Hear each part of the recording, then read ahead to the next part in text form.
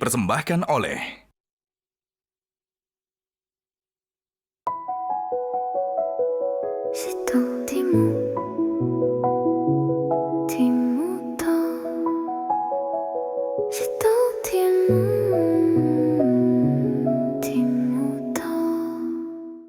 Assalamualaikum warahmatullahi wabarakatuh. Waalaikumsalam warahmatullahi wabarakatuh. Prof, saya ingin bertanya apa makna dari ungkapan si tou timou timou tou? Ini sebuah local wisdom, kearifan lokal dari Minahasa, Sulawesi Utara, yang saya mengetahui ini berasal dari Samratulangi, tokoh nasional Indonesia dari Sulawesi Utara, yang kalau tidak salah arti harfiahnya tou itu manusia. Ya.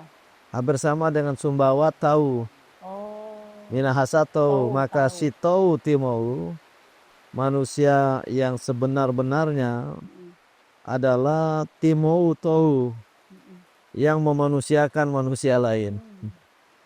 Jadi kira-kira pemahaman saya yang bukan orang Minahasa, bahwa si tou timou tou, manusia itu harus berperan memanusiakan manusia lain. Menganggap manusia lain itu sebagai manusia. Tidak menganggap dirinya saja sebagai manusia, tapi ada manusia-manusia lain. Seperti yang mendampingi saya ini manusia-manusia. Tapi lebih afdolnya kita dengar di penjelasan dari tokoh, tetua adat yang berasal dari Minahasa, yang mempelajari dan tentu memahami pepatah atau peribahasa ini. Kita dengar penjelasannya. Si tou timou tumou tou, suatu ungkapan yang dicetuskan oleh pahlawan nasional asal Minahasa Dr. Samratulangi. Si tou timou tumou tou berarti secara hurufiah manusia hidup untuk memanusiakan sesamanya, memanusiakan manusia. Ini dapat dilihat dari dua perspektif, yaitu perspektif manusia sebagai individu dan perspektif manusia sebagai makhluk sosial. Dan memang itu tidak dapat dipisahkan. Si tou timou artinya manusia hidup, manusia tumbuh. Kata timou ini tumbuh, artinya manusia itu tumbuh menjadi manusia yang utuh, manusia yang sehat secara fisik, yang cerdas secara intelektual, tapi juga yang mempunyai hubungan religiositas dengan yang ilahi, yang diyakini. Dan manusia yang tumbuh seperti itu dalam bahasa daerah Minahasa biasa disebut keter atau ketet atau keter, tergantung dialek dari masing-masing subsuku di Minahasa. Ketika dia menjadi tumbuh, menjadi utuh, menjadi keter, maka dia akan dapat memanusiakan sesamanya. Dan itulah makna ungkapan Dr. Samratulangi, si tou timou tumou tou.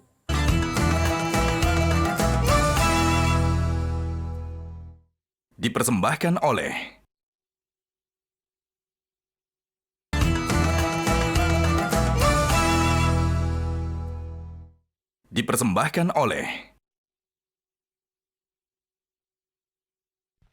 Bismillahirrahmanirrahim.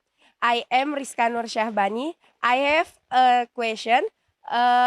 Why we are human need to respect each other? Thank you. Oke, thank you Ananda. Pertanyaannya tentang mengapa manusia perlu memanusiakan manusia lain.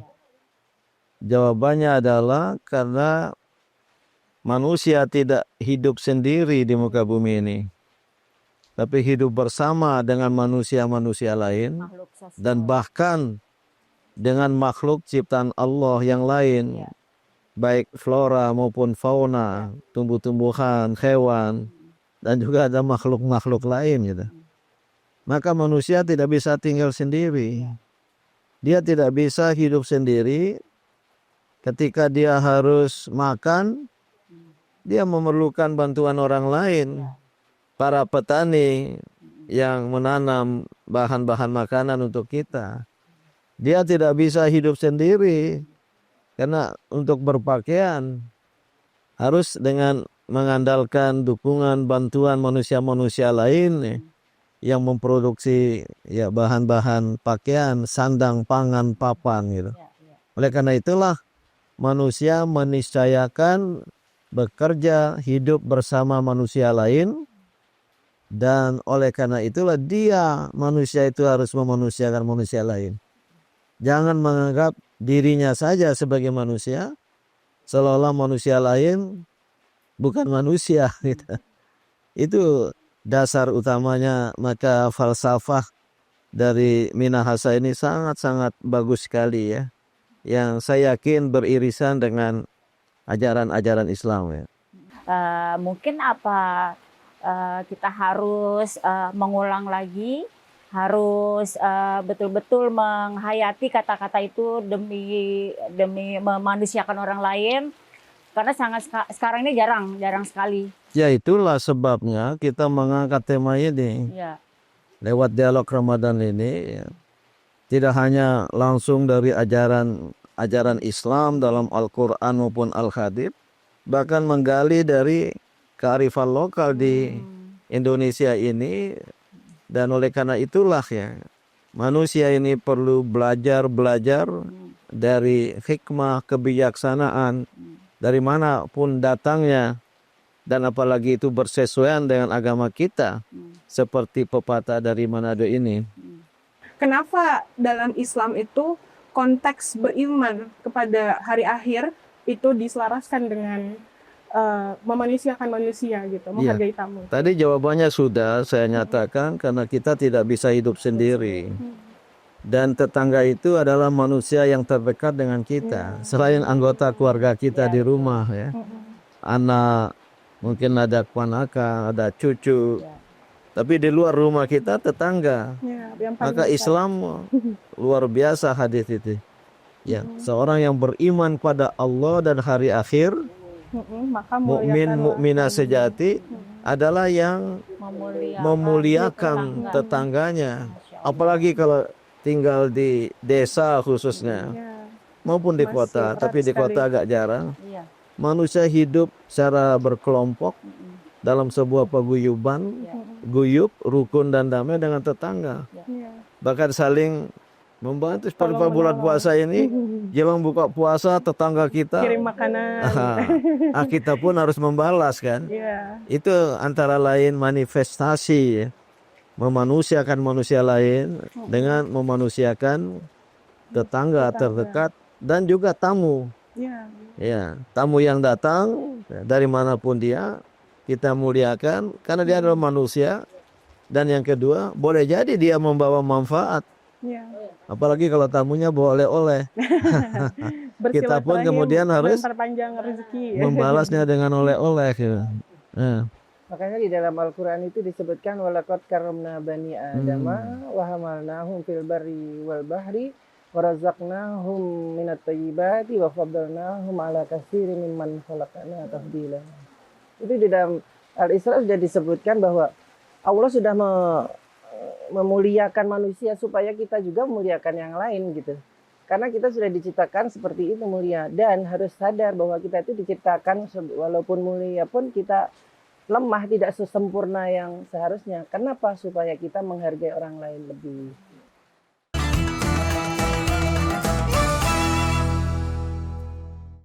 Dipersembahkan oleh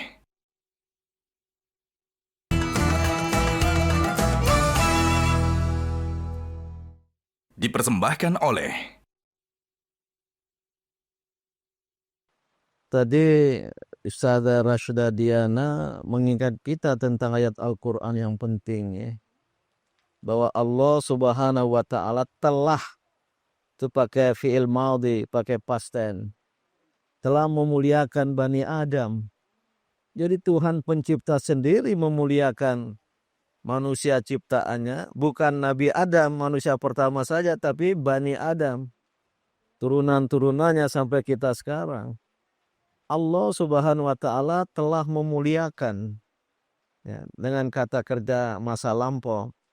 Dalam arti apa? Bahwa Allah Subhanahu wa Ta'ala itu menciptakan kita manusia dan memberi potensi-potensi insani yang beririsan dengan sifat-sifat Allah, dengan nama-nama kebaikan Allah. Sudah sering ya saya katakan di ruangan ini, ya. Artinya apa? Ya. Manusia itu sebenarnya diciptakan oleh Sang Pencipta. Mohon maaf, ini walaupun istilah agama lain, dalam gambarannya. Dalam gambarannya ala suratif, sesuai dengan gambaran Allah, karena al-asmaul husna yang 99, bahkan dalam ayat Al-Quran setelah itu kemudian Allah Subhanahu wa Ta'ala mengajarkan kepada Adam al-asma'a kullaha. Tafsirnya itu nama-nama benda, ini bulan, matahari, bintang, jagat raya. Tapi ada juga tafsir al-asma'a kullaha al-asma'ul husna. Wahai Adam, wahai manusia, dalam dirimu telah kuciptakan, telah kuhembuskan dari ruhku berupa potensi-potensi al-asma'ul husna, maka kembangkanlah potensi-potensi itu. Tapi jangan lupa mengembangkan potensi-potensi ilahi dalam diri manusia itu dengan berhubungan kepada Allah Sang Pencipta. Itulah ibadat. Maka ibadat, sholat, puasa yang kita tunaikan itu pada dasarnya taqarrub ilallah, mendekatkan diri kepada Allah, sedekat-dekatnya dalam rangka kita mampu untuk menurunkan, ya, menginternalisasikan kebaikan-kebaikan Allah. Jadilah manusia yang sifatnya itu Rabbani, insan Rabbani, pernah kita bahas di ruangan ini. Manusia Tuhani. Itulah hasil dari kita memanusiakan manusia, ya, tapi juga kita kemudian tetap bersama-sama bertakarrub kepada Allah Subhanahu wa Ta'ala. Bang Din, kalau soal memanusiakan manusia, apakah bisa kita korelasikan dengan ayat yang biasanya kita dengar, yaitu hablum minan nas? Jadi konsep hablum minan nas, hubungan sesama manusia selain hablum minallah, ya, berhubungan dengan Allah, ya, adalah penjelmaan dari falsafah dari minahasa ini, memanusiakan manusia lain dengan menjaga, ya, hubungan silaturahim sesama manusia. Hablum minan nas tak terlepas dari hablum minallah, ya. Dan hablum minallah hubungan kita dengan Allah. Salat, puasa yang kita tunaikan pada bulan Ramadan ini harus mampu mendorong kita untuk memelihara hablum minan nas. Ya. Maka kalau mau berbuka, undanglah tetangga berbuka puasa. Nanti menjelang akhir Ramadan wajib bagi setiap pribadi, individu untuk membayar zakat fitrah. Ya. Disalurkan kepada yang tidak mampu, fakir, miskin. Bila perlu zakat mal. Ya. Jangan zakat mal. Jangan mal. Mengeluarkan zakat ke mal-mal untuk diri sendiri. Ya, hablum minan nas itu adalah buah dari kita memanusiakan manusia lainnya. Jadi artinya hidup kita ini harus menenggang orang lain sebelum kita melakukan sesuatu. Kita juga harus menjaga hubungan dengan manusia itu. Jadi memang kalau begitu dalam kehidupan manusia tidak bisa seperti itu, artinya hubungan dengan Allah juga tidak baik, atau ibadahnya kurang lillahi ta'ala, sehingga asarnya atau pengaruhnya tidak baik untuk itu berarti. Ya. Lihat doa yang kita baca dalam sholat, khususnya bagian akhir, ya, kita mulai dengan mengucapkan tahiyat, salam kepada Allah Subhanahu wa Ta'ala. Kemudian Allah, assalamu alaika ayuhan nabi wa rahmatullahi wa barakatuh. Keselamatan itu bagimu ya Nabi Muhammad. Nabi Muhammad tidak ingin egois. Jawaban beliau bukan assalamu alayya.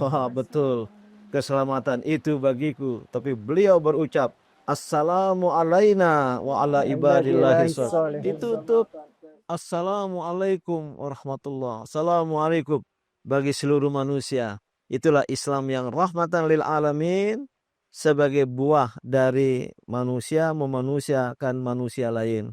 Maka kata hikmah dari Minahasa ini seyogianya kita jadikan sebagai national wisdom, sebagai nilai-nilai keutamaan dari bangsa Indonesia.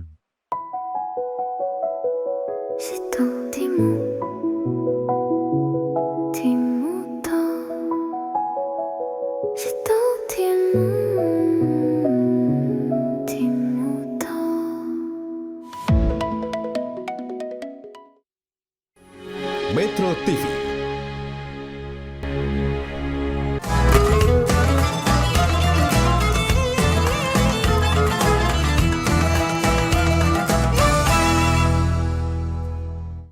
Dipersembahkan oleh Jelajahi cara baru mendapatkan informasi. Download Metro TV Extend sekarang.